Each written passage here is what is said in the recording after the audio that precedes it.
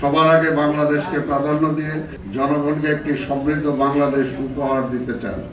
একটি আধুনিক, মানবিক এবং টেকসই বাংলাদেশ গঠনের লক্ষ্যে কাজ করে যাচ্ছেন তিনি। নগর উন্নয়ন এবং স্থানীয় সরকার ব্যবস্থাকে শক্তিশালী করার ক্ষেত্রে তার নীতি ও দৃষ্টিভঙ্গি আমাদের আজকের চিন্তাকে অনেকাংশে প্রভাবিত করেছে।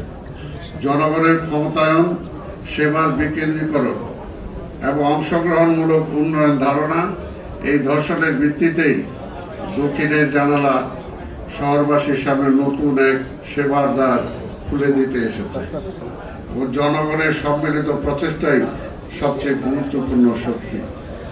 ঢাকা দক্ষিণ আমাদের ইতিহাস, ঐতিহ্য, অর্থনৈতিক ও কর্মকাণ্ডের কেন্দ্রবিন্দু। এই শহর যেমন সম্ভাবনাময় তেমনি চ্যালেঞ্জপূর্ণ।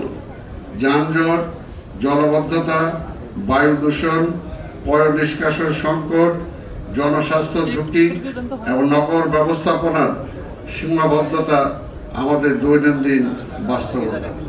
তবে আমরা বিশ্বাস করি সমস্যার চেয়ে বড় হলো সমাধানের ইচ্ছাশক্তি এবং সমন্বিত উদ্যোগ।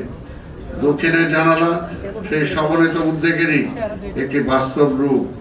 এখানে নাগরিক, বিশেষজ্ঞ, গবেষক, নীতি নির্ধারকরা একসঙ্গে বসে সমস্যা চিহ্নিত করবেন, বিশ্লেষণ করবেন এবং তথ্যভিত্তিক সমাধান প্রস্তাব তৈরি করবেন।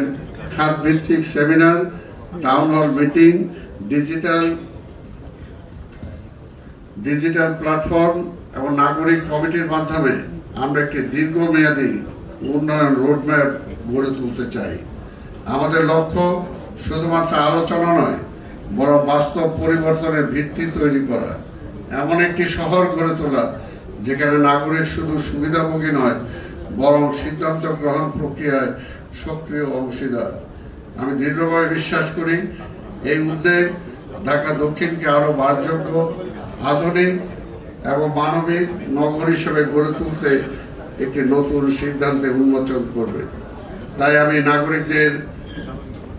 নাগরিকদের উদ্দেশ্যে বলতে চাই, এটা আপনার শহর, আপনার দায়িত্ব রয়েছে।